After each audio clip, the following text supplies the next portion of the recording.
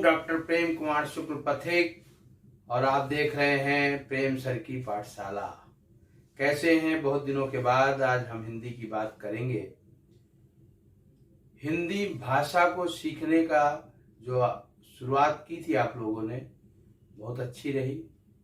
बीच में कुछ ऐसी मजबूरियां आई कि हम कंटिन्यू नहीं कर पाए, लेकिन आज फिर से हम शुरुआत कर रहे हैं। सभी हिंदी प्रेमियों को, सभी बच्चों को जो हिंदी सीखना चाहते हैं, सभी शिक्षकों को और सभी सुधीजनों को जो देशभक्ति से ओतप्रोत हैं, उनके लिए हिंदी की बात हम करेंगे। और हिंदी हमारी आन है, हिंदी हमारी शान है, हिंदी हमारी पहचान है। हिंदी है हम वतन है, हिंदोस्तां हमारा। ये बात इकबाल जी ने कही थी, गलत नहीं कही थी। आज पूरे देश में अगर देखें तो हिंदी पर भी राजनीति हो रही है। जो मातृभाषा है, राष्ट्रभाषा है, संपर्क भाषा है, राजभाषा का दर्जा जिसे दिया गया, संविधान ने दिया। और जब हम विश्व गुरु होने की बात करते तो निश्चित है कि बिना हिंदी के हम विश्व गुरु बन नहीं सकते। अगर आज हम पिछड़े हैं तो कहीं न कहीं केवल एकमात्र कारण है भाषा का। ये समझना पड़ेगा सभी को, हमको, आपको, सरकार को, समाज को, देश के नियंताओं को। क्योंकि हमारे कवि शिरोमणि भारतीय हरिश्चंद्र जी ने कहा था, निज भाषा उन्नति है सब उन्नति को मूल, और बिन निज भाषा ज्ञान के मिटे नहीं एको सूल। तो बिन निज भाषा ज्ञान के मिटे नहीं एको सूल सारी उन्नतियों का मूल है। और जिन देशों ने विकास किया है उन्होंने अपनी मातृभाषा में किया है। कोई एक देश बता दे जो दूसरे की भाषा से विकसित हुआ हो? नहीं। बहुत बड़ा प्रश्न है। तो आइए बच्चों, हम हिंदी सीखेंगे। हिंदी सीखने के लिए हम 3 स्तर पर शुरुआत करते हैं। पहले वर्ण स्तर पर, फिर शब्द स्तर पर और फिर वाक्य स्तर पर।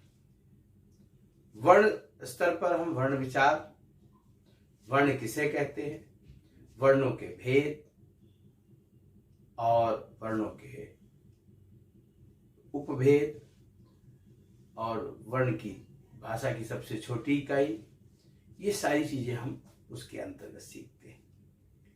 फिर हम आते हैं शब्द विचार पर, जहां शब्द किसे कहते हैं, शब्द की परिभाषा जानते हैं। इसके बाद शब्दों की उत्पत्ति कहां से हुई, शब्दों के स्रोत कैसे हुए, इनके बारे में जानते हैं। और बहुत ज्यादा उनके अर्थों को जानते हैं, अलग अलग प्रकार के शब्दों को जानते हैं। अनेक शब्दों के लिए एक शब्द है, पर्यायवाची शब्द है, विलोम शब्द है। तो ऐसे शब्दों के बारे में हम जानकारी प्राप्त करेंगे। इसके बाद आता है वाक्य विचार या वाक्य स्तर पर जानकारी। वाक्य किसे कहते हैं, वाक्य के कितने भेद हैं, वाक्य के कितने अंग हैं, और वाक्य में शुद्ध कौन सा वाक्य है और अशुद्ध कौन सा वाक्य है। इस तरह की बहुत सारी जानकारियां अगर हम सीख लेते हैं तो भाषा का प्रारंभिक रूप हम सीख पाते हैं। और हमारा उद्देश्य केवल आपको भाषा का प्रारंभिक रूप सिखाना नहीं है, अपितु भाषा का वह रूप भी सिखाना है जिससे आप भाषा का प्रयोग कर सके, भाषा लिखने में दक्ष हो सके, भाषा बोलने में दक्ष हो सके। ये हमें काम करना है। तो इसके लिए आपको सब्सक्राइब करना चाहिए प्रेम सर की पाठशाला, और अधिक से अधिक लोगों को बताना चाहिए, क्योंकि ये पूरी तरह से निःशुल्क बच्चों के लिए प्रयोग किया जा रहा है, उनके उपयोग के लिए है, और पूरे देश की नहीं पूरी दुनिया के लिए ये है। तो इसमें हम जब उस स्तर पर आएंगे तो आपको चीज़ों को बताएंगे।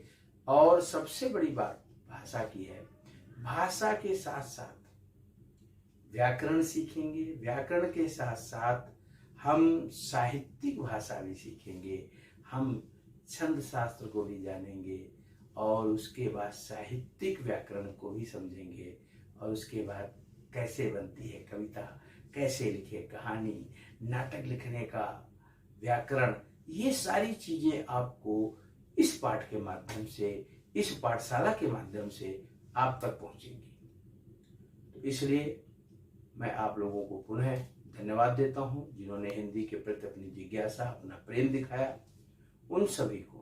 और आज हम आपको बताते हैं कि पर्यायवाची शब्द कैसे एक से ज्यादा बन जाते हैं। तो पर्यायवाची शब्द बनाने की कला और समझ को बच्चे अगर पैदा करें तो बहुत आसान है। तो पर्यायवाची शब्द किसे कहते हैं? शब्द एक, उसका अर्थ एक, लेकिन उस अर्थ के अनेक शब्द बन जाए तो पर्यायवाची है। जैसे पानी, पानी क्या है आपको पता है, हम पीते हैं वो पानी है। जल कहते हैं उसको, नीर कहते हैं उसको, और उसको सलिल कहते हैं, तोय कहते हैं, अम्बु कहते हैं। ये सारे नाम पानी के पर्यायवाची शब्द हैं। अब पानी के पर्यायवाची शब्द आपने आते हैं आपको। अब आपसे कहा जाए कि आपको इसके कमल के पर्यायवाची बनाने हैं, तो पानी के ही पर्यायवाचियों में कमल का पर्यायवाची बन जाता है। केवल आपको पानी के पर्यायवाची में जा जोड़ना है। क्या जोड़ना है? जा। जैसे नीरज, जलज, तोयज, सलीलज, अम्बुज। तो सारे के सारे पर्यायवाची जो पानी के थे वो किसके बन गए? कमल के। इसके बाद आते हैं, अगर हम पानी के ही पर्यायवाचियों में दा जोड़ दें तो क्या बन जाएगा? बादल के पर्यायवाची बन जाएंगे। दा माने देने वाला। नीरद, पयोद, जलद,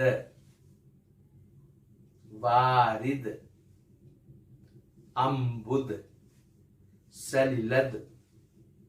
तो बच्चों देखा कैसे आपके बादल के पर्यायवाची बन गए। अगर पानी के ही पर्यायवाची में हम धी जोड़ दें, धी, तो समुद्र के पर्यायवाची बन जाएंगे।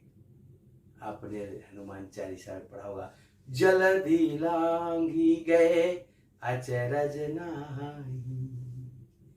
जलधि, पयोधि, तोयधि, अम्बुधि, सलिलधि, नीरधि। तो समुद्र के पर्यायवाची बन गए। तो किस प्रकार से बच्चों हमने देखा कि पानी के पर्यायवाची से हम कमल के पर्यायवाची बनाते हैं, इसके बाद हम बादल का पर्यायवाची बनाते हैं और समुद्र का पर्यायवाची बनाते हैं। तो आज इतना ही, और अगले अंक में हम आपको और अच्छी अच्छी जानकारियां हिंदी के बारे में, कैसे हिंदी सीखें और कैसे हिंदी सीखकर आत्मनिर्भर भारत में अपना योगदान दें। आत्मनिर्भर भारत मातृभाषा के बिना बन नहीं सकता है। जय हिंद, जय भारत। फिर से मैं डॉक्टर प्रेम कुमार शुक्ल आप सभी का अभिनंदन करता हूं और आप सभी से आग्रह भी करता हूं कि अगर आपको मेरा ये वीडियो अच्छा लगा हो तो आप प्रेम सर की पाठशाला को सब्सक्राइब करें और शेयर करें और अधिक से अधिक मातृभाषा सीखकर अपने बच्चों के अंदर आत्मबोध और भारतीयता का विकास करें, जिससे बच्चे के अंदर की हीनता दूर हो। जय हिंद, जय भारत।